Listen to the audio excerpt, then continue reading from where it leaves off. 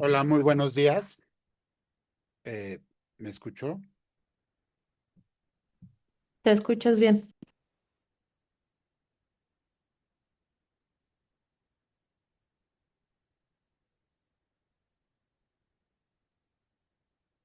Hola, hola. ¿Pueden levantar su mano para saber si me escuchó? ¿Te escuchas bien? Muchísimas gracias. Hola, muy buenos días. Mi nombre es Félix Aranday, soy médico psiquiatra. El día de hoy vamos a hablar al respecto de un tema para darle secuencia a todas aquellas patologías que hemos estado abordando este año. Empezamos en diciembre con trastornos afectivos, depresión.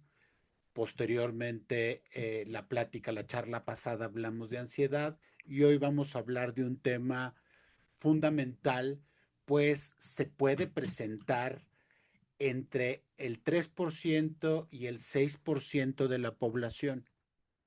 Incluso este es uno de los síntomas que se presenta a temprana edad. Pueden existir ataques de pánico incluso en adolescentes. Dentro de todos los síntomas neuropsiquiátricos, como lo vimos la charla pasada, la ansiedad es uno de los síntomas que más malestar le genera a las personas. Pero hay uno mayor.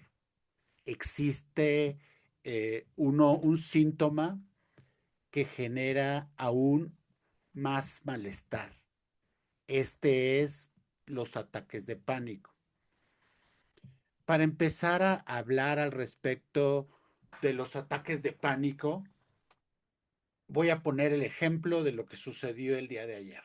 El día de ayer, en la Ciudad de México, estábamos todos plácidamente dormidos, algunos se estaban preparando para dormir, eh, otros como yo ya estábamos en el cuarto sueño y de repente se activa la alerta presidencial, la nueva alerta presidencial, lo que anteriormente se llamaba la alerta sísmica.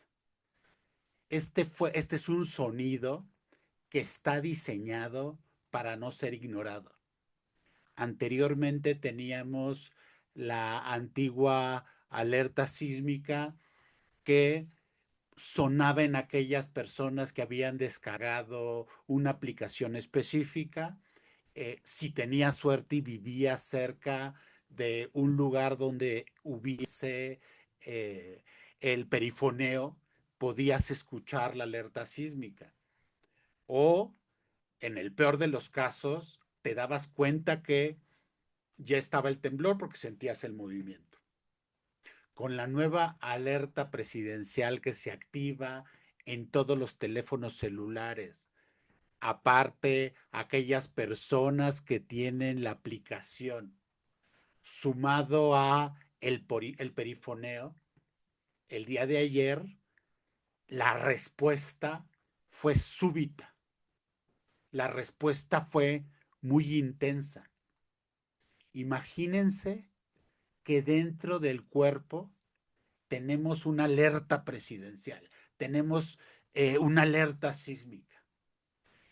Este sistema nos sirve para poder tener una serie de cambios automáticos para ponernos a salvo.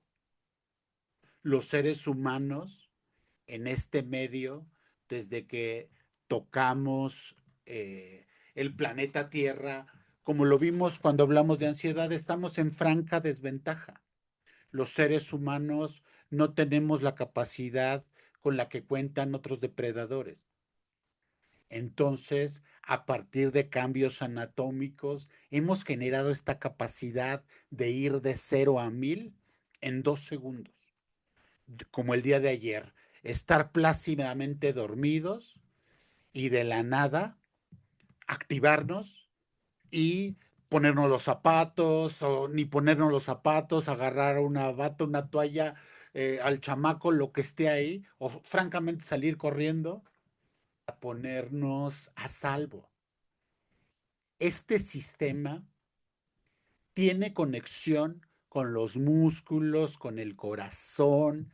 Este sistema de alarma tiene conexiones con los intestinos, con la vejiga, y nos sirve para salir huyendo, para ponernos en resguardo.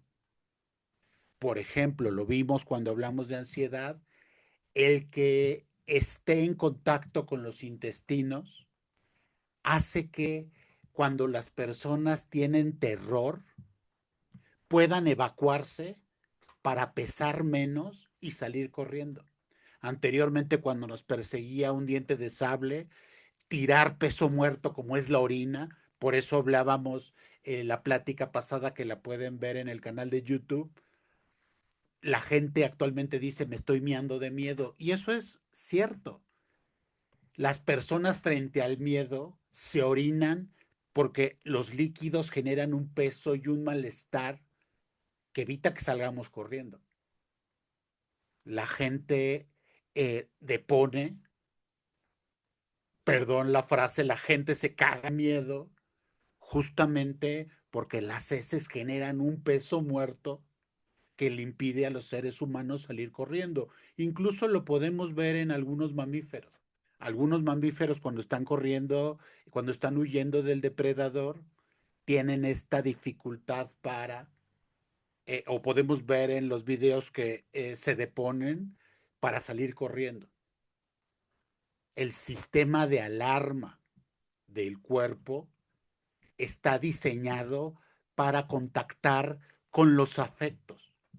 El miedo, como lo vimos cuando hablamos de depresión, es una de las emociones primarias.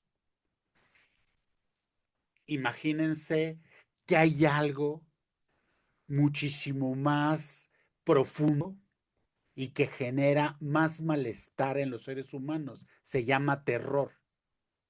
Una cosa es tenerle miedo, eh, pensar en una araña y tenerle miedo, que como lo vimos en fobias, de repente de la nada que alguien nos lance una tarántula y tenerla sobre la cara. Esa sensación de tenerla sobre la cara sería terror. Pues bueno, el terror y esta sensación de alarma, esta alerta presidencial interna, esta alerta sísmica interna se asocian, generando una respuesta de todo el organismo para atacar, para someterse y para huir, como lo vimos en el tema de ansiedad. Ayer incluso ponía este ejemplo cuando hablamos de ansiedad. Ayer lo pudieron ver. En cuanto sonó la alerta presidencial, hay personas que se quedan quietas y que no saben qué hacer, no atinan qué hacer. Empiezan, esperan, incluso cuando sabemos que tenemos entre 30 y 60 segundos para ponernos en resguardo, hay personas que no atinan nada y se quedan inmóviles. Otras personas que salen despavoridas. Y probablemente por ahí vieron ayer un vecino que se encargó eh, de llevar a cabo el programa de protección civil, dirigiendo a todos, liderando, yendo por la vecina del último piso con sus perros y sus gatos. Estos sistemas de alarma son distintos para todos los seres humanos y son naturales, son normales. Tener miedo, experimentar terror, es natural, es normal. No establece de ninguna manera una respuesta patológica. No es una enfermedad, el miedo no es una enfermedad, por eso lo tenemos, por eso está ahí. Ojo, imagínense, ¿qué pasaría si la alerta presidencial, si la alerta sísmica de repente se empezara a disparar de manera aleatoria? O peor aún, imagínense que esta alerta presidencial interna, esta alerta sísmica interna, se quedara pegada y sonara sin la menor provocación. Pues bueno, esto son los ataques de pánico. Los ataques de pánico representan un estado patológico donde los sistemas de alerta del cuerpo se encienden, disparan sin la presencia de un estresor. Este sistema que nos ayuda a huir de un posible derrumbe, que nos ancestralmente nos ayudaba a enfrentar a un depredador, a poner a salvo a nuestra familia, a experimentar terror cuando veíamos que algún depredador alcanzaba a un miembro de la familia o observar que tras un derrumbe alguien salía lesionado. Ese terror que experimentamos los seres humanos, imagínense que existe una patología psiquiátrica que genera que se active sin un estímulo, sin el temblor, sin la presencia de un depredador. Esto se llama trastorno de pánico. Este trastorno de pánico, anteriormente llamado ataques de pánico, se caracteriza por una ola intensa de miedo o de terror que genera un malestar intenso subjetivo.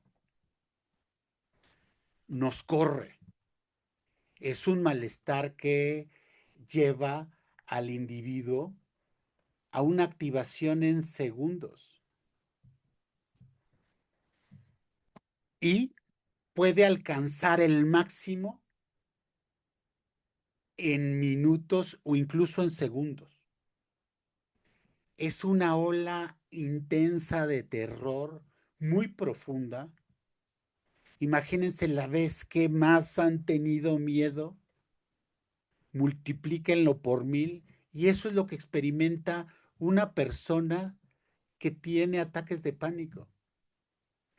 Muchos autores eh, clásicos refieren a los ataques de pánico como la certeza de una muerte inminente. Imagínense, la certeza, estás convencido de que vas a morir en los siguientes segundos. Y esto te genera un terror en el cual todos los sistemas del cuerpo responden a que los siguientes segundos serían los últimos de tu vida. Eso es un ataque de pánico. Los ataques de pánico se caracterizan por síntomas. Todos esos síntomas responden a la alteración de áreas específicas del cerebro. Nos podemos preguntar, bueno, pero ¿qué los originan? No pueden surgir de la nada. Y eso es claro. Los ataques de pánico tienen un factor genético. Si el padre o la madre de un sujeto que vive con trastornos de ansiedad presenta ataques de pánico, es muy probable que su madre y sus abuelos también los estaban sufriendo o lo sufrieron en algún momento de su vida. Entonces tenemos un primer factor hereditario. Segundo, la experimentar sucesos traumáticos que pusieron en riesgo nuestra vida, nuestra seguridad, nuestra integridad, van generando un microtrauma neurológico o generan un microtrauma neurológico que hacen a los sujetos muchísimo más susceptibles a presentar ataques de pánico. Los ataques de pánico son más frecuentes en mujeres que en hombres. Sin embargo, los hombres que presentan ataques de pánico pueden experimentarlos de manera muchísimo más intensa. También se ha asociado a alteraciones en unos receptores que tenemos en todo el organismo que miden el CO2. El CO2 es una molécula que empieza a incrementar cuando sufrimos asfixia. Entonces el cuerpo percibe una extraña sensación de asfixia y dispara los sistemas de alarma para que el sujeto respire, para que salga corriendo, para que se ponga en resguardo. También, como lo vemos, lo vamos a ver cuando veamos la forma de diagnosticar los ataques de pánico, tiene relación con otra serie de enfermedades que dentro de los síntomas neuropsiquiátricos indirectos pueden generar la presencia de ataques de pánico. Por ejemplo, algunos tumores, algunas situaciones cardíacas como la hipertensión, eso lo vamos a ver más adelante. Entonces tenemos causas que se han estado asociando, que van desde lo genético hasta alteraciones de los vasoreceptores, a asociado a otras enfermedades mentales o a condiciones médico-generales. Los ataques de pánico siempre significan algo. Un ataque de pánico siempre significa algo. Es una alarma que está representando alguna alteración que puede ser desde molecular hasta hormonal, que puede ser el primer aviso de enfermedades graves como el cáncer, como el desequilibrio hidroelectrolítico. ¿Cómo saber, cómo darnos cuenta si lo que estamos viviendo es un ataque de pánico? Pues bien, para diagnosticar un ataque de pánico se debe de tener 4 o más de los siguientes síntomas. Uno de los primeros son las palpitaciones.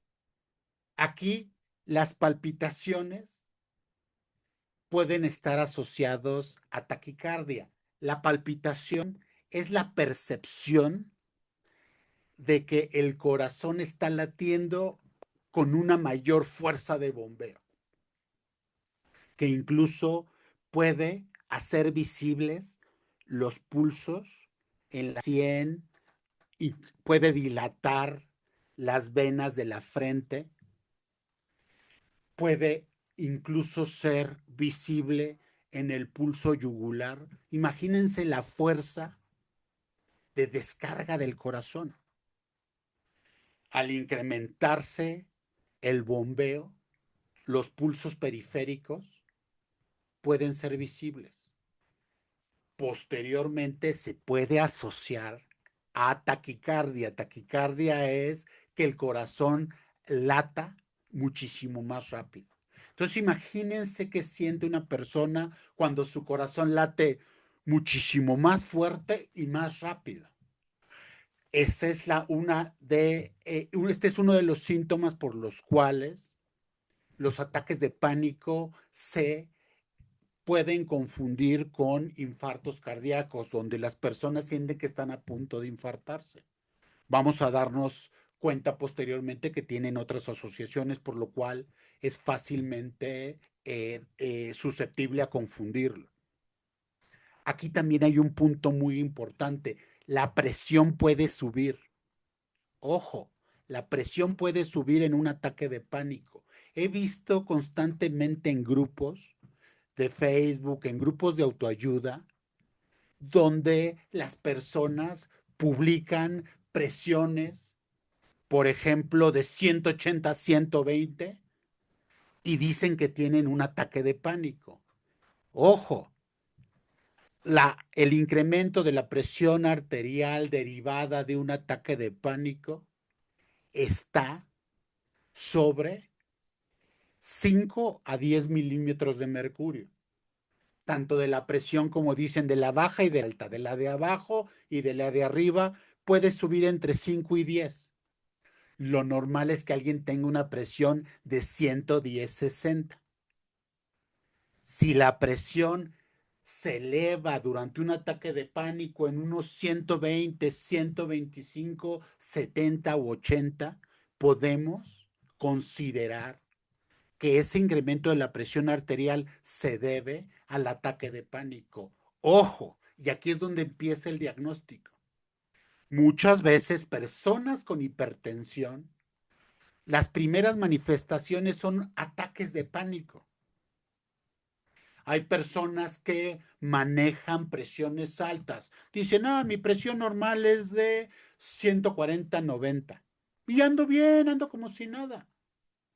De repente la presión se le sube a 180, 90, 180, 100 y presentan un ataque de pánico. Esto es importantísimo porque el tratamiento en el primer caso lo vamos a ver al final, pero en el caso de que sea una hipertensión que se está manifestando por un ataque de pánico, pues ahí hay que tratar la presión, hay que tratar la hipertensión y eso de manera secundaria va a reducir los ataques de pánico. Hay un tercer, hay un tercer grupo de personas que tienen ataques de pánico, que sufren hipertensión y que requieren los dos tratamientos. Es aquí donde tenemos que ir afirmando lo que les dije al principio. Un ataque de pánico siempre significa algo. Si se pegó la alarma, siempre primero hay que saber si eso corresponde a una señal que se está generando o a una circunstancia molecular. Continuemos. La sudoración. Existe una sudoración que puede aparecer en la frente, que puede aparecer en el área del bigote, aparece en el cuello y puede aparecer en las axilas. Sin embargo, esta sudoración es como lo podemos ver en esta imagen. El clásico sudor de cuando alguien está hablando en público, el clásico sudor de cuando alguien está haciendo un examen profesional, donde lo van a sorprender. Es ese sudor de nervios. ¿Por qué les digo esto? En el infarto también hay un sudor, también la gente suda, pero este sudor es como si se estuvieran bañando. La sudoración es profusa. Aquí la sudoración es más discreta. Vamos a irlo poniendo complejo. Las personas que tienen dislipidemia, que es incremento del colesterol y los triglicéridos, también pueden debutar con ataques de pánico y en la noche sudan como si se acabaran de bañar. E incluso pueden tener ataques de pánico nocturnos. ¿Cuál es la diferencia? Sí, los ataques de pánico pueden aparecer en una situación psiquiátrica y en situaciones cardiovasculares o metabólicas graves. Vamos con el tercer síntoma. Bochornos, escalofríos.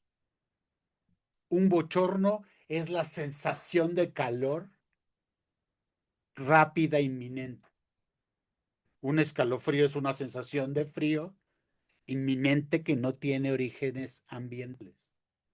Esta falla en el termostato, por decirlo así, tiene que ver con el sistema nervioso periférico o neurovegetativo. El sistema nervioso periférico es aquel que nos ayuda a controlar de manera automática el corazón, los poritos de la piel, todos los vellitos que nos ayudan a controlar nuestra temperatura. Muchas veces se cierran de manera rápida porque llega la falsa señal que estamos entrando a una zona de calor intenso. Nuestra piel así responde. Nos bajamos del avión en Baja California Norte y en el momento que nos bajamos en ese cambio brusco de temperatura, ¡fum! Nuestra piel se prepara para retener líquidos, nuestra piel se prepara para retener electrolitos, para segregar grasa para que no nos queme el sol, porque automáticamente siente el cambio de temperatura y se cierra rápidamente. Cuando existe mucho frío, entonces el cuerpo tiene que hacer un cambio distinto en el flujo sanguíneo de la piel, por eso muchas veces hasta los labios se ponen morados de frío. la piel se pone chinita.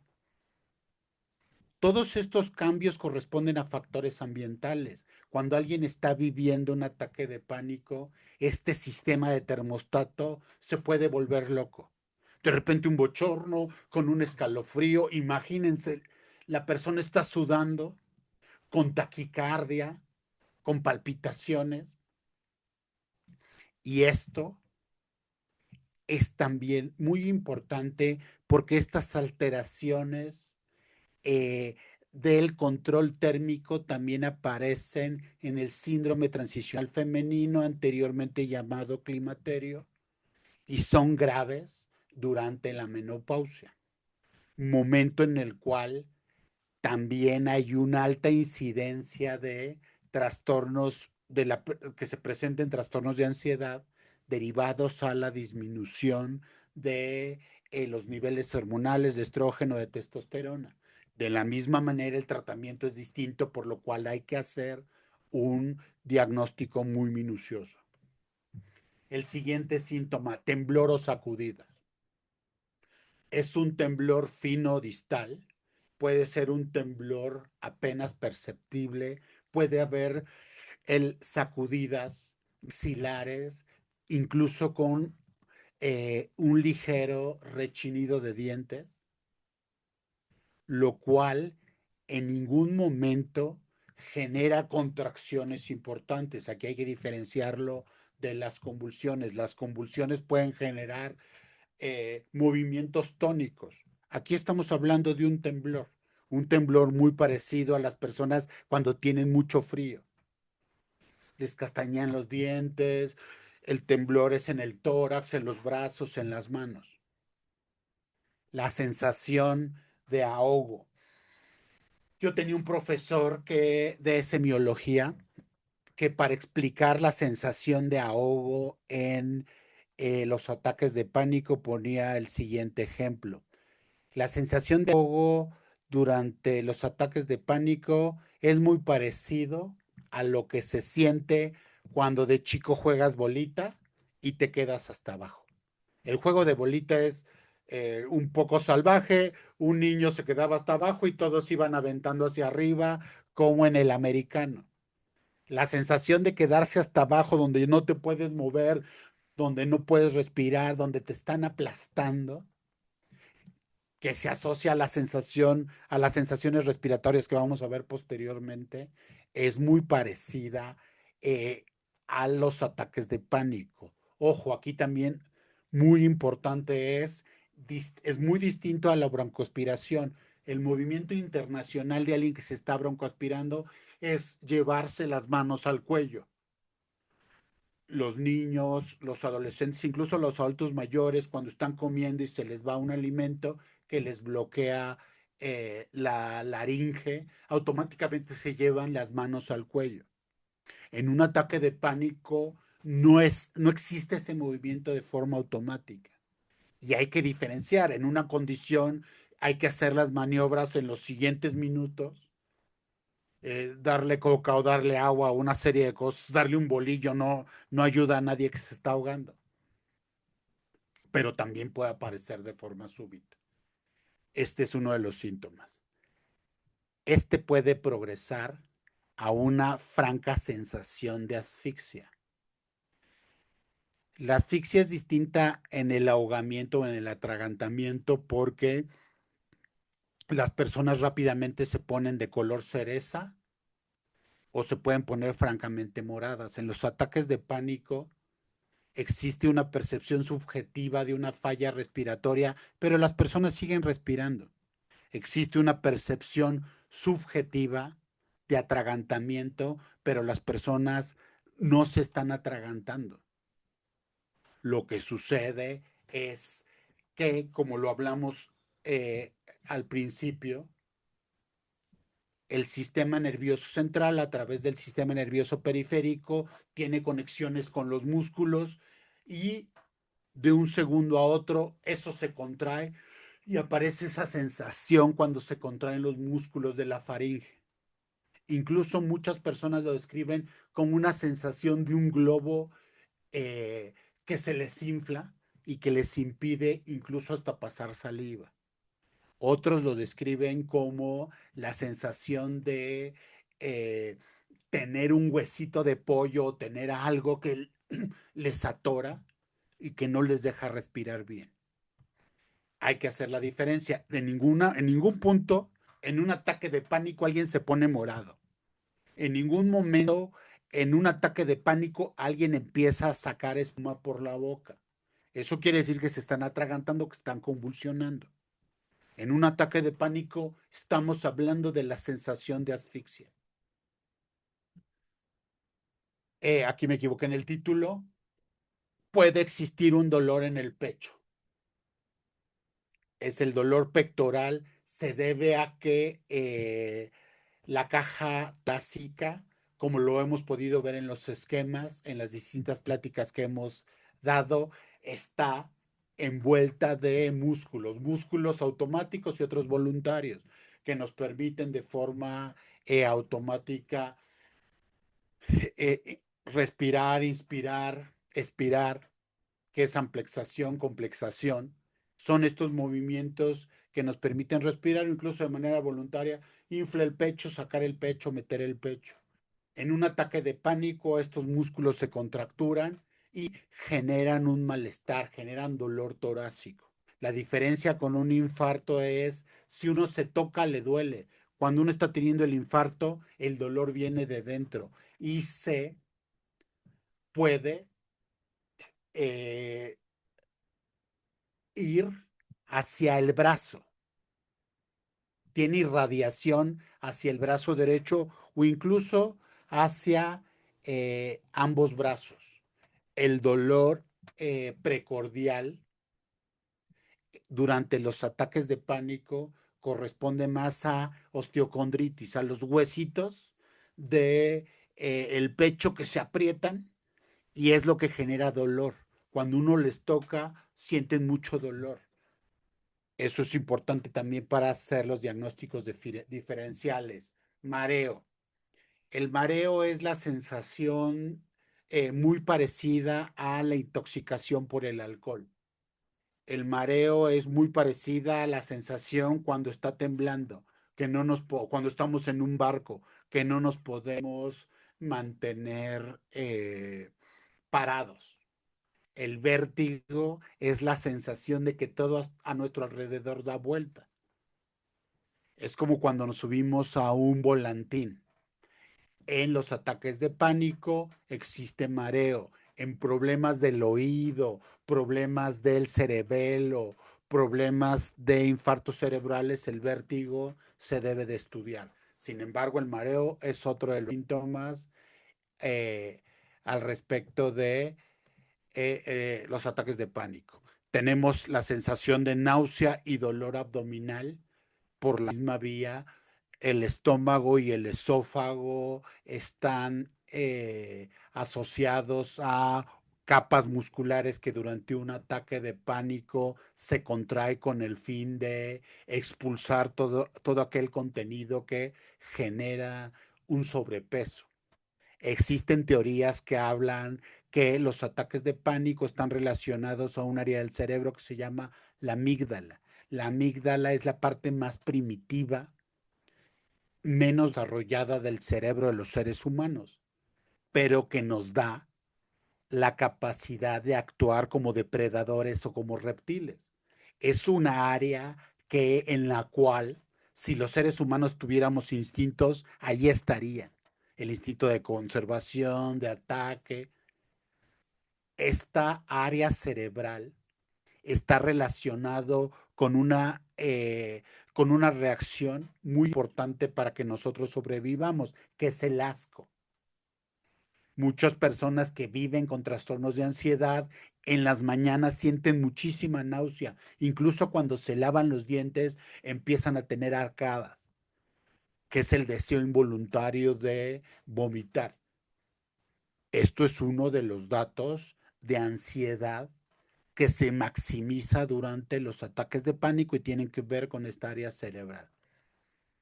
La sensación de hormigueo. La sensación de hormigueo o entumecimiento también aparece durante los ataques de pánico. Es muy parecida a, por ejemplo, cuando vamos en la carretera que se nos duerme el pie. Hay distintas intensidades de que se te duerme el pie.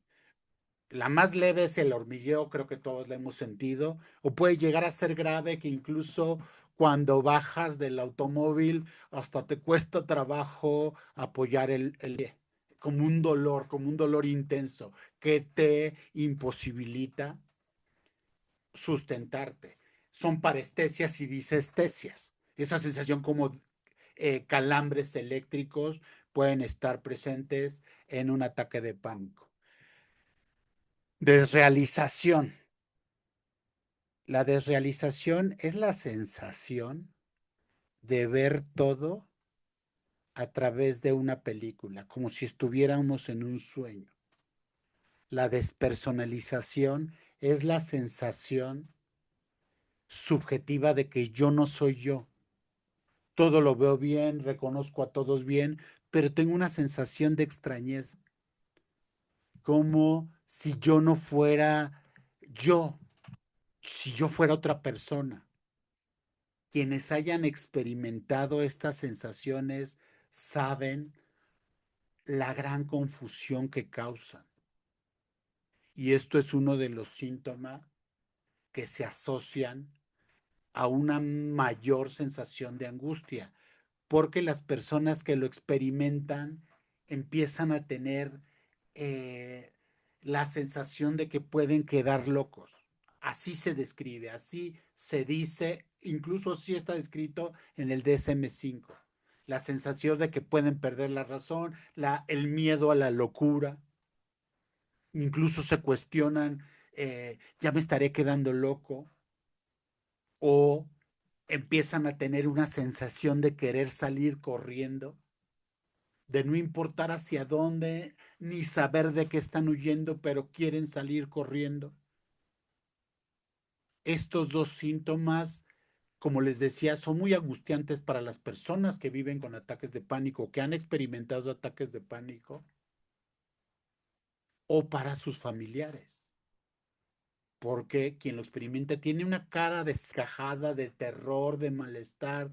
Imagínenlo de una forma completa. Está temblando, está sudando, se le ve la vena a mitad de la frente, se está poniendo pálido, empieza a querer vomitar, a agarrar al otro, de plano salir corriendo.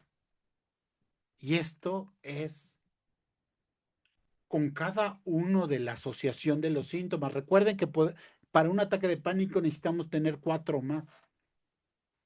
Si les pusieran a elegir cualquiera de estos síntomas, ¿cuáles escogerían? Yo les aseguro que nadie me diría, ay, sensación de náusea, taquicardia, palpitaciones.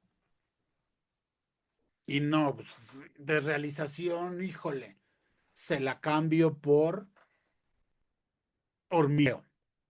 No, todos estos síntomas son, el término es egodistónico.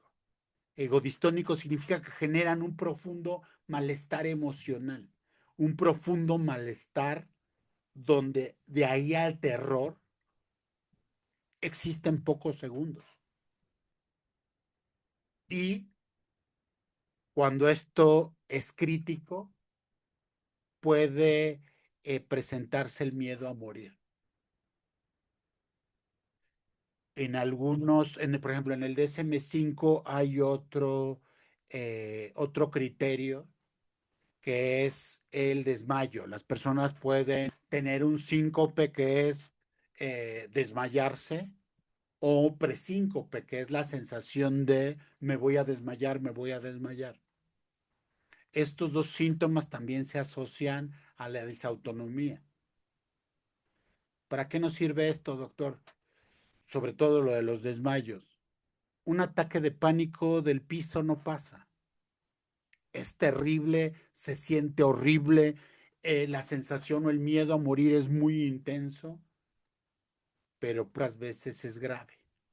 De una manera crítica puede generar que alguien tenga un síncope, que se desmaye. Esto es muy importante porque lo vamos a retomar en los primeros auxilios para alguien que está sufriendo un ataque de pánico. Posteriormente, se tiene que evaluar la intensidad de los ataques de pánico. Los ataques de pánico eh, intensos son aquellos que tienen más de 4 síntomas de los que referí. Oiga, doctor, pero de los que dijo yo nada más tengo 3. Aquí tenemos lo que anteriormente, incluso en los clásicos, se llamaba ataques de angustia. Un ataque de angustia, decían los clásicos, son ataques de pánico chiquitos que no generan tanta intensidad, que pueden ser solamente el miedo a morir, con un poco de taquicardia, con parestesias, incluso parestesias faciales que se confunden mucho en, doctor, me va a dar parálisis facial o me está dando una embolia, van al consultorio del doctor Simi, le dicen no tiene nada, pero pues ahí le va una bedoyecta, ahí le va eh, esta que tiene glucocorticoides, que es betametasona y vitamina C. Ándele, pues, acá no le vaya a dar parálisis facial. No tener nada es muy frustrante y la intensidad muchas veces complica tanto la expresión de los síntomas como el diagnóstico. Aquella persona que ha tenido un solo ataque de pánico empieza a tenerle miedo a miedo. Y esto es un condicionamiento. Es tan intenso y tan molesto este síntoma que puede incapacitar a alguien. Ya no salgo porque qué tal si me da un ataque de pánico. No voy a ir al súper porque qué tal si hay mucha gente y no puedo ir. No, hombre, subirme al teleférico hasta crees, al cablebús, meterme al metro y luego si me falta el oxígeno y no puedo salir y no me dejan salir. Los ataques de pánico incapacitan. Ya sea que se presente uno a la vida, dos, tres, existe una presentación que se ensalvas, en un día puedes tener 2, 3 o hasta 4 ataques de pánico. Depende de la intensidad. Los ataques de pánico también están asociados definitivamente al consumo de sustancias, sobre todo aquellas sustancias depresoras, como lo puede ser el etanol, el alcohol, como lo puede ser la marihuana, como lo pueden ser medicamentos como las benzodiazepinas o todos aquellos medicamentos, como lo vimos en las pláticas anteriores de materia dictológica que pueden revisar en el canal de YouTube, aquellas sustancias depresoras. Es muy importante tener claro que un gran porcentaje de personas que tienen ideación suicida o intentos suicidas las tienen en el curso de un ataque de pánico. Es tan brutal el terror que la persona piensa que sería mejor morir que seguir viviendo así. Súmenle. Ya van 4 veces que van a urgencias y les dicen, pues usted no tiene nada, mire, su electrocardiograma dice que usted está más sano que un roble.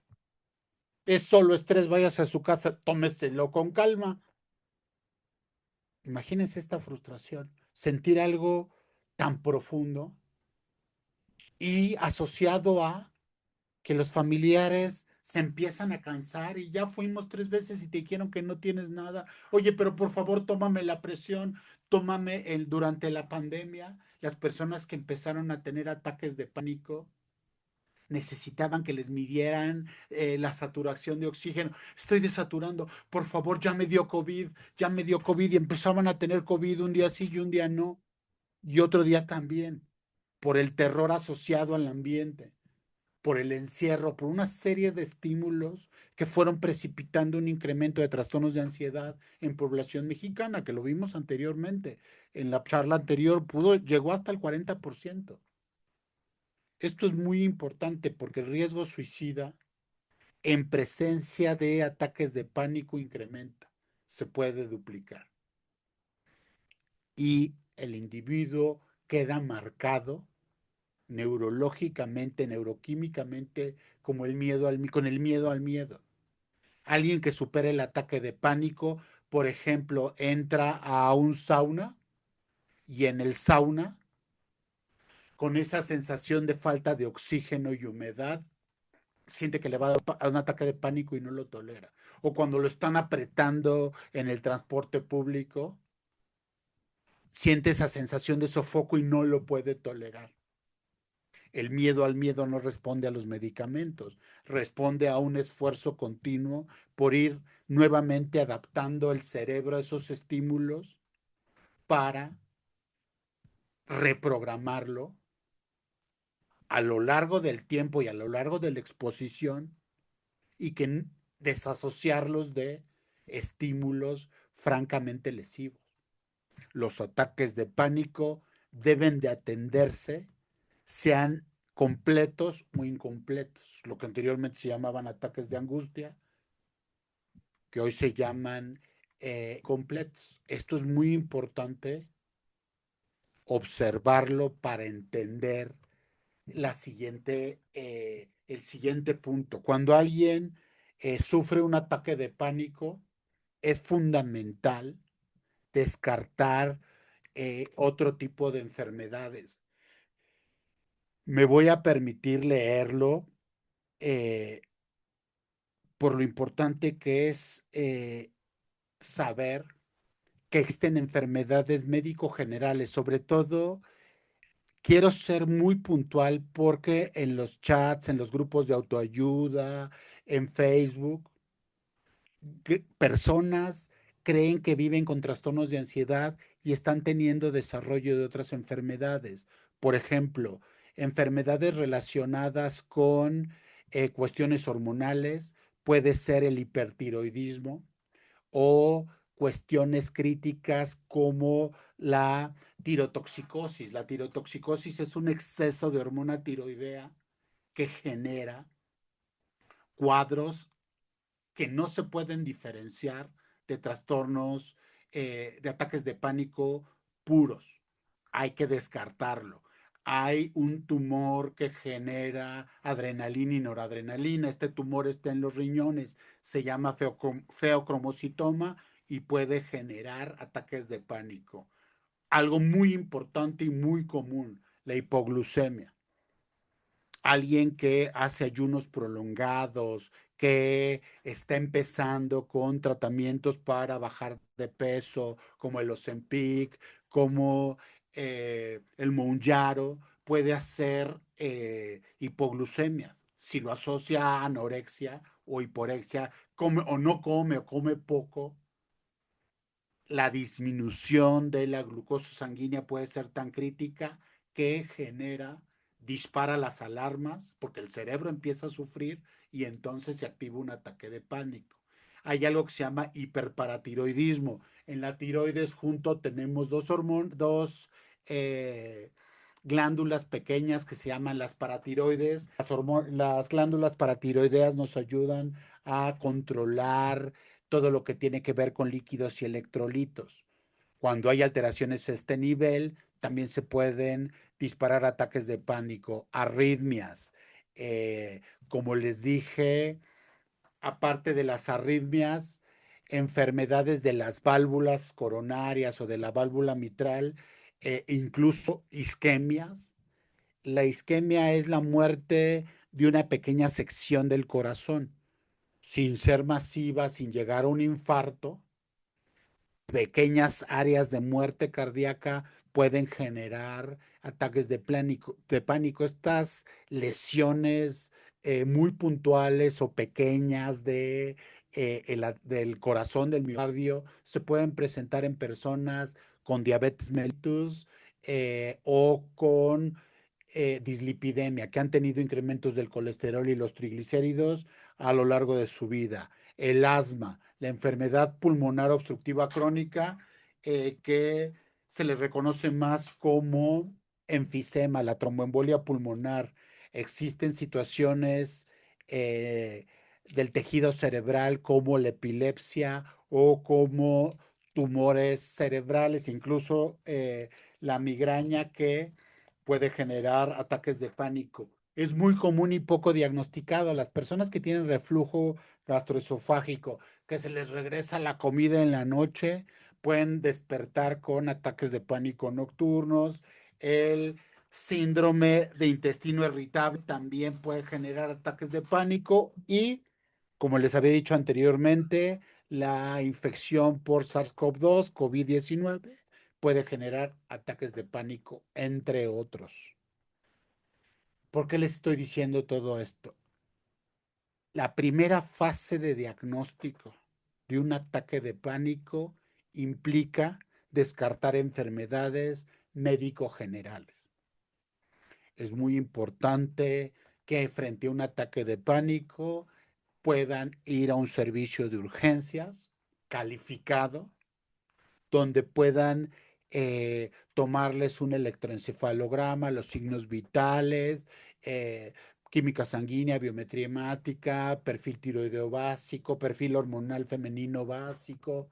Todas estas pruebas nos ayudan a descartar todas estas situaciones que pueden generar que falsamente se considere un trastorno neuropsiquiátrico como la aparición o el horizonte por debajo de la clínica de enfermedades más graves. No existe la diabetes. Vamos, o tienes diabetes o no tienes diabetes, pero existen síndromes ya muy específicos como la tolerancia a la glucosa, la tolerancia a la insulina, el incremento de los triglicéridos, que si no generan enfermedades muy aparatosas, es importante tratarlos.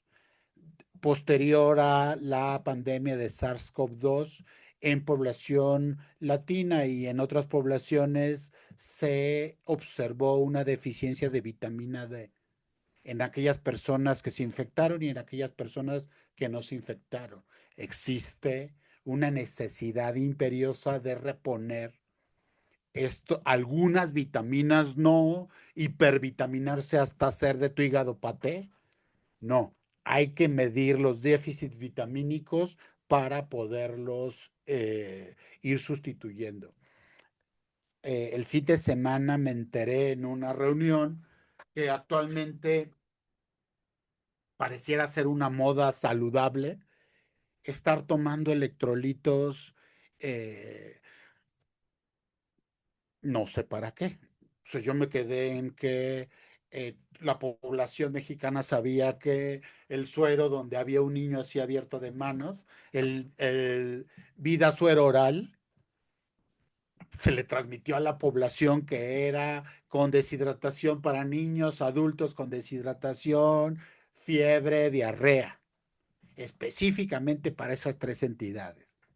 Actualmente pareciera ser una moda donde en una reunión y llegan todas las, algunos invitados con sus termos de Starbucks, ya saben, así llenos de piedrillas, brillosos, brillosos. Le pregunté al anfitrión, oye, como era una fiesta de niños, oye, ¿están sirviendo cubas así por debajo? Me dice, no, cállate, ese ya pasó de moda, ¿hasta crees? ¿Hasta crees que alguien tomaría? No, traen suero oral.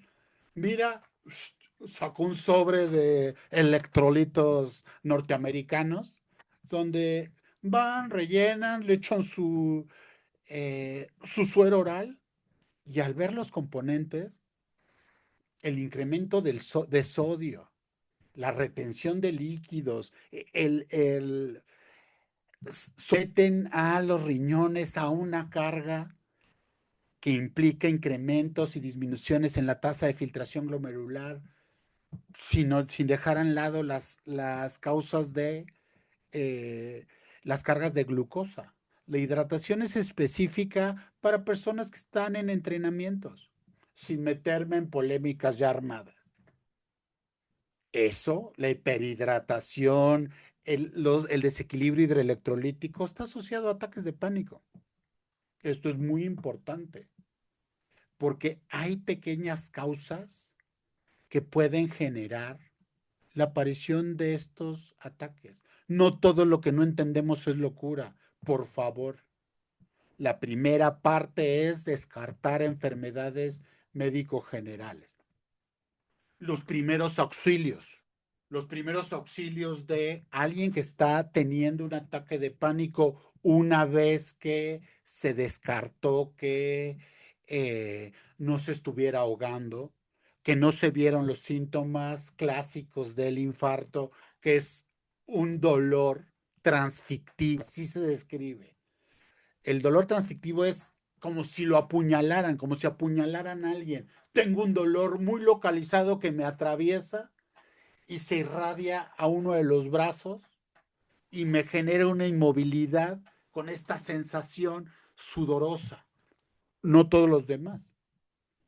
Cuando se descartan que alguien se esté ahogando, que esté teniendo un infarto, que esté convulsionando, entonces, lo primero, pareciera que era burla, pero no, ataque de pánico del piso no pasa.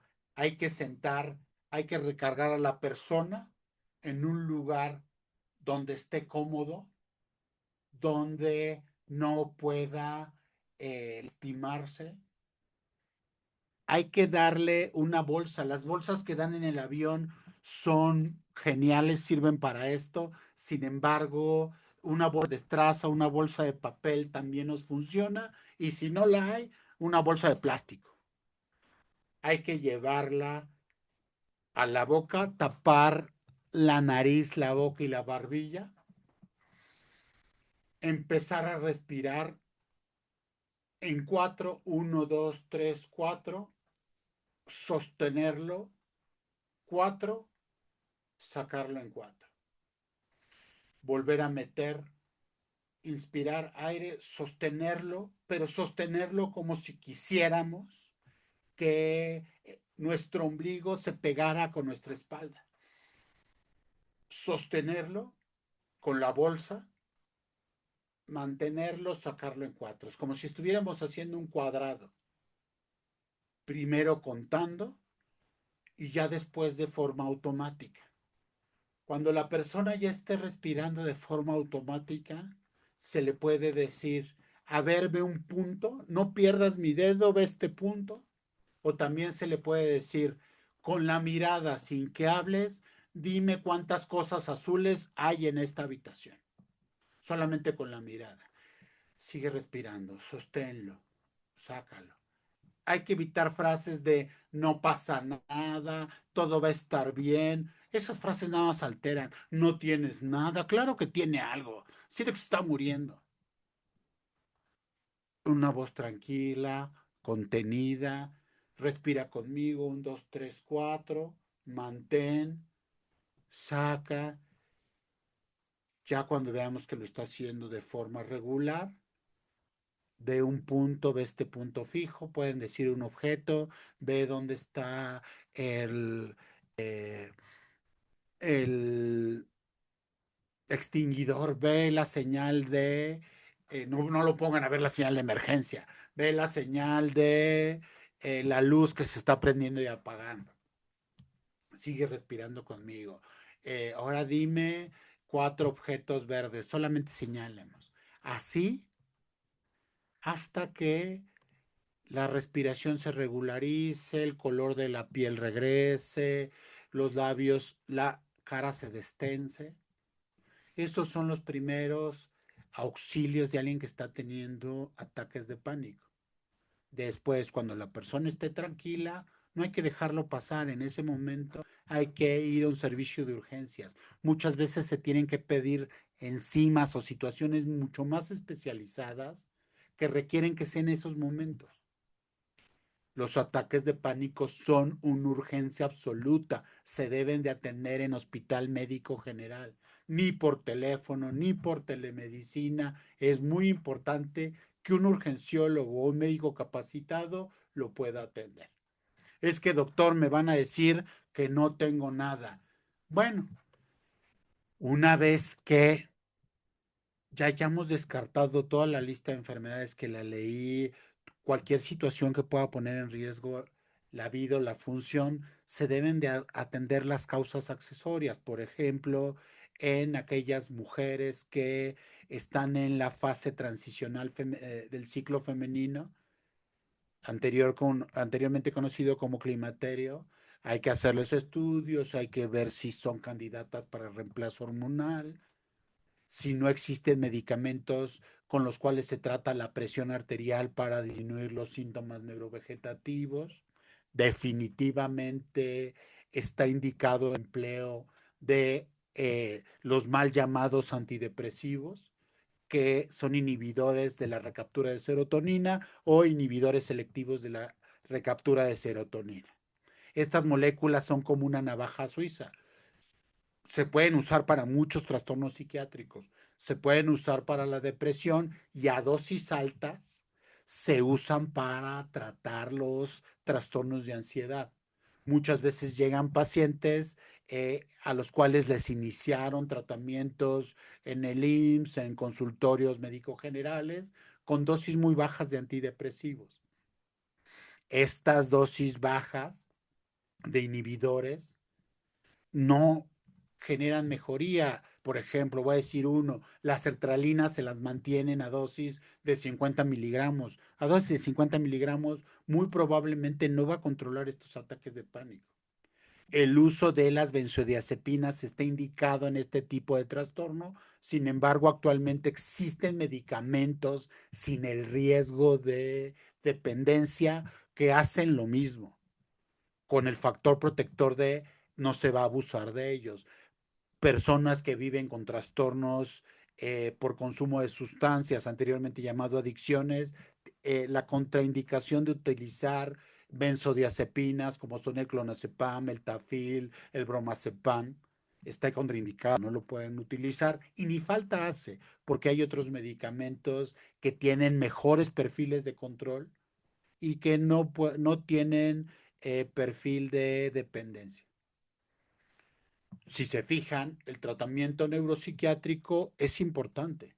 Hay mujeres que incluso cuando tienen reposición de estrógenos, de progesterona y exitoso, los ataques de pánico continúan, los trastornos de ansiedad continúan. Y es por lo que les explicaba anteriormente. El microdaño molecular se queda inscrito y hasta que no se desactiva esa alarma, van a seguir apareciendo. Si se fijan, no hay una llave mágica. No es de tómate este medicamento y vas a ser feliz por siempre, la Happy Pills, no. Porque puedes tomar antidepresivos, pero si tienes el colesterol alto, no va a funcionar. Puedes tomar todo lo que quieras, pero si traes déficit de vitaminas específicas, puedes tomar cualquier medicamento, pero si sigues haciendo ayunos prolongados, vas a seguir teniendo ataques de pánico. Si tienes hipotiroidismo, hipertiroidismo subclínico, no va a responder. No todo lo que no entendemos es locura. Si no te tratas la hipertensión en los grupos de Facebook de ansiedad, he tenido discusiones por decirles de urgencias. O sea, publican hipertensiones de 210, 110. Estoy ansioso. ¿Por qué le dices a alguien ansioso que vaya a urgencias? No sabes el daño que le estás provocando. Ve urgencias, no hay un ataque de pánico que te genere una emergencia hipertensiva. Ve urgencias, vas a escupir los pulmones. No todo lo que no entendemos es locura. La hiperpsiquiatrización de este tipo de trastornos ha generado muchísimo malestar y con esto termino. Decía uno de mis analistas, es antiético andar psicoanalizando tumores. Lo primero que hay que hacer es descartar todo aquello que puede afectar el cuerpo. No somos seres etéreos. No todo se cura con un échale ganas, días soleados y sonrisas. Nuestro cuerpo requiere atención y cuando se expresa hay que hacerle caso. Les agradezco su participación en esta sesión. Voy a dar paso a las preguntas y respuestas. Eh, Vamos, esta plática está siendo grabada para subirla a redes sociales. Si ustedes no quieren que su imagen se suba a redes sociales, simplemente pueden activar su micrófono o a través del chat enviar sus preguntas. Les agradezco mucho su asistencia. Quienes quieran participar, por favor, nos ayudan levantando la mano. Mientras te leo aquí un par de preguntas. Primera, aquí entraría también el ¿Existe alguna pregunta? hipotiroidismo. Deciré de la Fundación Casa de Mujeres.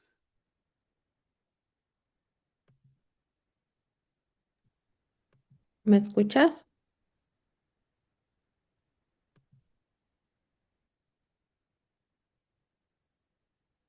Sí, yo pregunté, pero ya escuché Excelente. al doctor que Les dijo que agradezco sí. mucho. Si no hay una pregunta, les agradezco mucho su asistencia. Ah, levantaron la mano. Adelante, Max Power.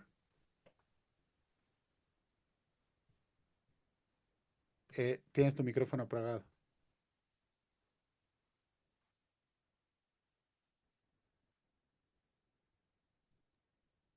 Sigue apagado tu micrófono.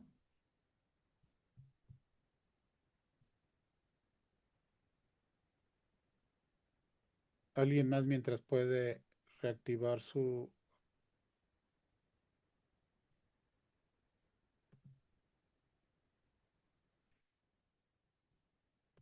A ver, hay una pregunta.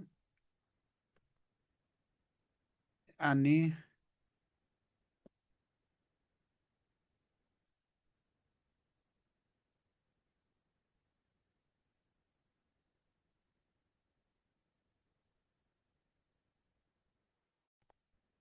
Lee las preguntas, entonces tú. a ver, bueno, ¿me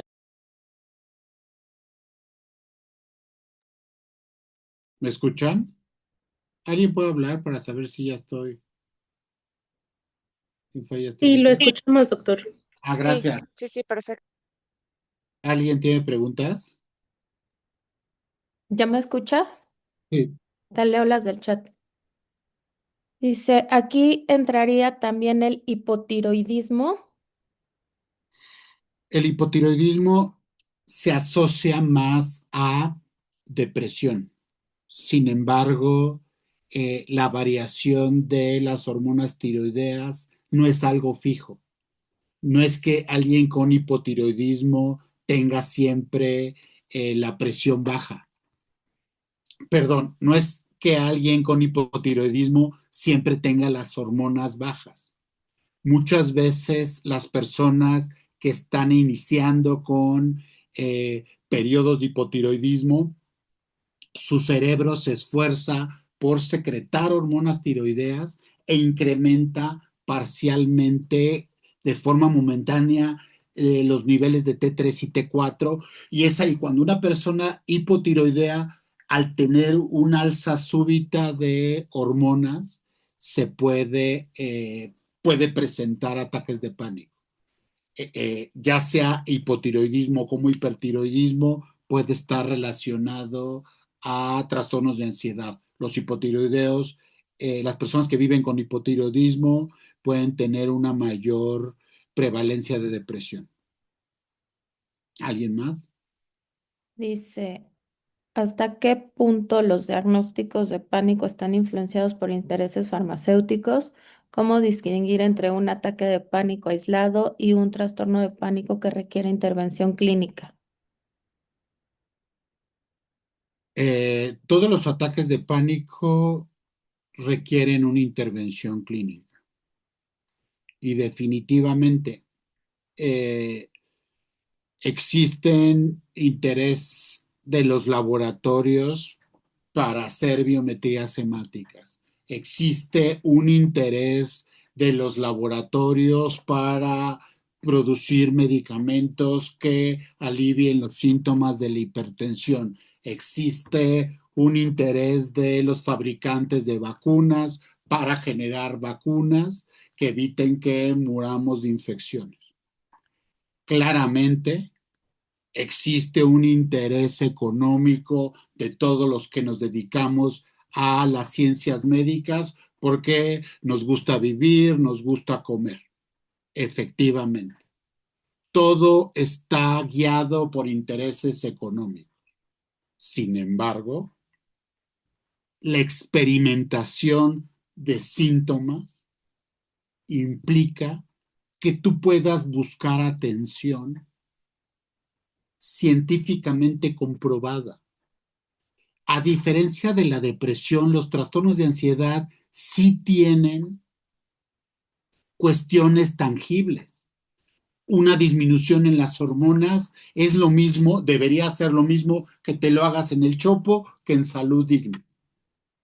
Un incremento del colesterol, el colesterol mata, no fue un invento yanqui, los seres humanos podemos acumular colesterol y ese colesterol endurece las arterias que puede generar infartos y hemorragias cerebrales.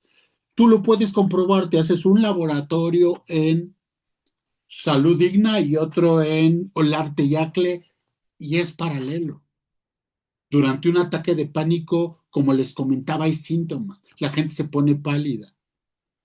Por más que alguien quiera manipular, por más que alguien quiera manipular, no puedes sudar de manera espontánea.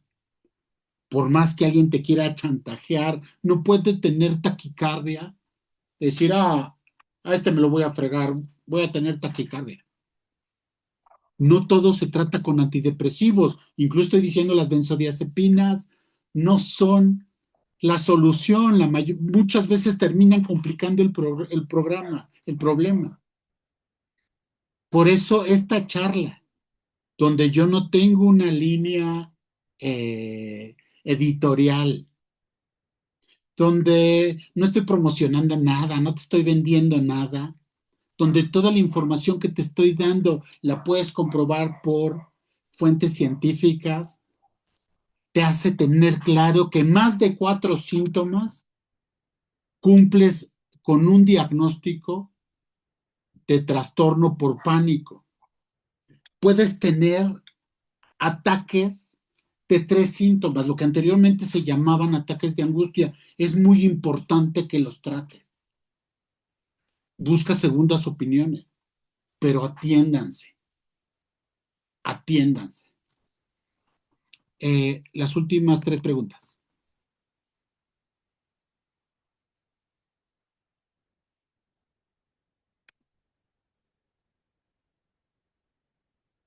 Híjole, ya no escucho otra vez. Otra vez, Ya, sí. ¿cómo puede un paciente saber si lo que tiene es un ataque de pánico o una reacción del sistema nervioso como disautonomía? La disautonomía, el síntoma principal es el síncope. Un síncope puede estar aislado. El síncope, recuerdan, es la sensación de que me voy a desmayar. Un presíncope. El presíncope es la sensación de que me voy a desmayar. El síncope es, ¡pum!, desmayarse. Una persona que vive con ataques de pánico o que presenta un ataque de pánico, si se para rápido, no le pasa nada. Una persona que vive con disautonomía se levanta rápido, se agacha a levantar algo y le precipita el presíncope o el síncope. Una persona que vive con ataques de pánico puede ser normotensa, su presión puede ser normal. Alguien que vive con disautonomía regularmente tiene presiones bajas. Una persona que presenta ataques de pánico puede tener los electrolitos normales. Una persona que vive con disautonomía puede llegar a tener una disminución de los electrolitos de manera crónica. Alguien que vive con ataques de pánico, si no está presente el ataque de pánico, pues no le duele nada. Alguien que vive con disautonomía puede tener áreas muy dolorosas, muy, muy dolorosas, que generan mucho malestar. Ambas son entidades muy discapacitantes, pero que requieren una exploración física profunda. Espero haber contestado con estas diferencias. La que sigue. A ver, dice, excelente plática. ¿Qué se hace si en algún momento alguien está solo y sabe que está sufriendo un ataque de pánico? lo primero que hay que hacer, como les comenté, es un ataque de pánico del suelo, no pasa. Entonces siéntense, por favor, no se acuesten, porque si se acuestan les cuesta muchísimo más trabajo respirar. Si pueden apagar la luz o la televisión, bajar la luz, perdón, bajar la luz o apagar fuentes de sonido, música, quítenlo, aquellos estímulos que pueden alterar a las personas. Hay que recargarse, recargaditos. Si alguien está solo, elige un punto fijo. Si tengo a la mano una bolsa, puedo tomar una bolsa de papel, o si me siento muy mal y no me da por ir por una bolsa, me recargo. Recargado, inspiro en 4, sostengo y saco el aire en 4, me quedo sin respirar y así, hasta que disminuya. Una vez que disminuya el ataque de pánico, hay que pedir ayuda. Si ya tienes un tratamiento, hay que acceder a tu tratamiento.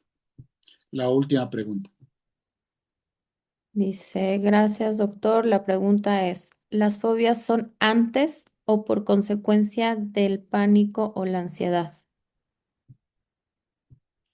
Son dos entidades distintas, pero pueden estar asociadas. Eh, la fobia es un miedo intenso a un estímulo. Por ejemplo, las personas que les tienen miedo a las serpientes, incluso hablar de serpientes les puede detonar un ataque de pánico. Entonces ahí el estímulo es antes. Ahí tenemos fobia específica, la fobia a las serpientes, a lugares cerrados, a las alturas. Esta persona no va a tener ataques de pánico si nadie le habla de una serpiente. O imagínense, alguien le avienta una serpiente de plástico, en ese momento va a tener el ataque de pánico. Ahí hay un estímulo y la respuesta es el ataque de pánico. Las personas que tienen el trastorno de pánico puro, no se puede identificar claramente el estímulo. Pueden estar plácidamente viendo en la televisión, botaneando, felices, tuvieron un gran día, se recargan y ¡pum! De la nada se activa el ataque de pánico, sin un estímulo. En el caso de las fobias, pues, vieron una araña, una cucaracha y ¡pum! Empezó la descarga. Entonces ahí el estímulo es importante. ¿Por qué? Porque los abordajes son totalmente distintos. Los abordajes psicoterapéuticos, no hablemos de fármacos, los abordajes psicoterapéuticos para las personas que tienen fobias, los que han funcionado son las aproximaciones sucesivas, que es de forma psicoterapéutica, primero se habla de una serpiente.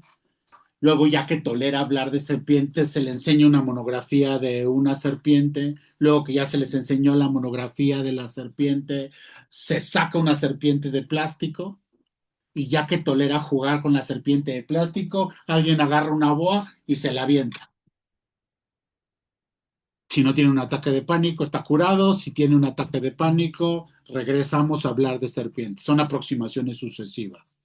Y eh, al final dentro de los trastornos, el trastorno de pánico, los ataques de pánico, se requiere descartar enfermedades médico-generales, los manejos son muchísimo más directivos, cruzan por el cambio de estilos de vida, mejoría en el sueño, socialización, mejorar la salud, la dieta, definitivamente el tratamiento psicofarmacológico. Están llegando muchísimas más preguntas, las tomaré en cuenta para la próxima sesión. La próxima sesión vamos a hablar de estrés. En la plática anterior me pidieron que hablara de estrés, ya hablamos de ansiedad, ya hablamos de trastornos de pánico, algo que tenemos todos es el estrés, por qué se produce, cómo manejarlo. Les agradezco a mis moderadores, a Paco, a Cecia, a Helen que estuvieron hoy apoyándome. Muchas gracias, les veo el próximo mes.